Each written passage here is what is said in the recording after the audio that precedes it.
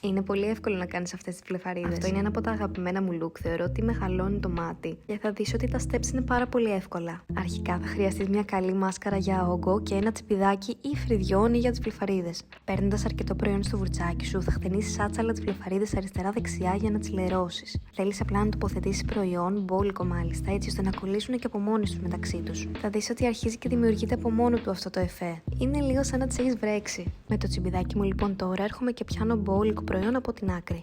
Αυτό είναι συνήθως το σημείο που το βουρτσάκι μου μαζεύει περίσσια ποσότητα. Τώρα παίρνω και διαχωρίζω τις βλεφαρίδες. Λύνω το τσιπιδάκι μου πάνω σε μερικές βλεφαρίδες έτσι ώστε να δημιουργήσω ένα τουφάκι. Έχοντας κλείσει τις τριχούλες, τραβάω προς τα έξω απαλά. Αυτό βοηθάει και να κολλήσουν μέχρι την άκρη τους, αλλά δίνει και λίγο μήκος. Συνεχίζω να διαχωρίζω μικρά τουφάκια έτσι, αλλά προσπαθώ να μην τα κάνω πολύ αραιά μεταξύ τους. Κάνω ακριβώς το ίδιο και από κάτω. Ξεκινάω να λερώνω τις βλεφαρίδες μου άτσαλα με το βουρτσάκι και αφού έχουν δημιουργηθεί από μόνα τους κάποια